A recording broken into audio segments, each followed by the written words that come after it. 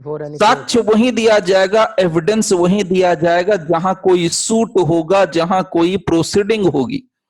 और भाई जहां सूट हो गया वहां कोर्ट ऑफ लॉ अपने आप आ जाता है। तो जहां कोई सूट पेंडिंग होगा वहां साक्ष्य दिया जाएगा, इसका मतलब already dispute is in the court of law. तो साक्ष्य कहां दिया जाएगा? आंसर कहता है साक्ष्य दिया जा सकता है, मे बी गिवन। कहां दिया जा सकता है? किसी सूट में और किसी प्रोसीडिंग में। नंबर वन, कहां दिया जाएगा? इस बात का साक्ष्य दोगे, देखो साक्ष्य कहता है, एविडेंस कहता है कि किसका दोगे, कहता है एग्जिस्टेंस और नॉन एग्जिस्टेंस, यानी कोई विवादक तथ्य अस्तित्व में होगा या कोई विवादक तथ्य अस्तित्व में नहीं होगा। एग्जिस्टेंस और non existence of every fact in issue, every fact in issue.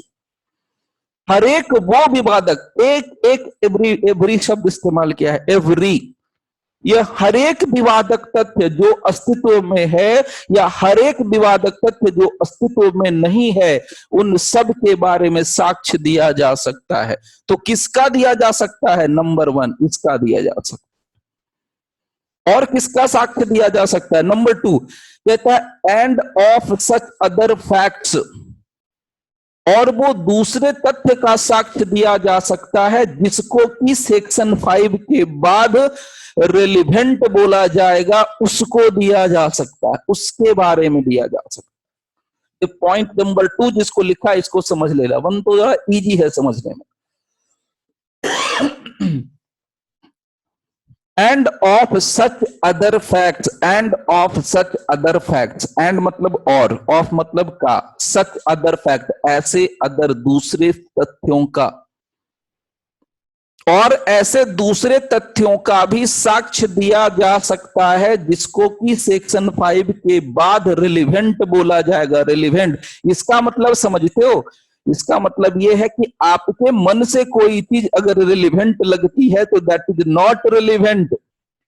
आप कह दो कि सर ये रिलेवेंट है, बट वो रिलेवेंट नहीं है।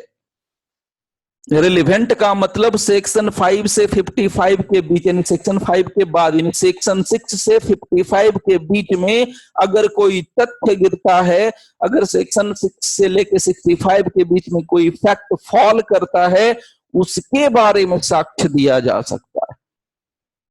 तो किसी तथ्य के बारे में साक्ष्य दिया जाएगा, one more time, last time, किसी तथ्य के बारे में साक्ष्य दिया जाएगा और वो तथ्य, वो फैक्ट 6 to 55 के बीच में कहीं ना कहीं फॉल करेगा, यानी जिसको कि इंडियन एविडेंस एक्ट कहता है कि वो रिलेवेंट है। तो दो कॉन्सेप्ट क्लियर कर लेना, अगर नहीं क्लियर है तो आगे कुछ भी समझ में नहीं आएगा।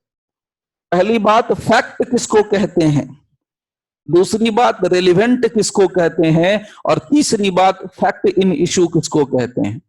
तो ये तीनों शब्द यहां पर पकड़ के चलता है, और अगर ये तीनों चीजें अगर आपको क्लियर है तो आपको 55 तक कॉन्सेप्ट क्लियर करने में कुछ भी समय नहीं लगेगा।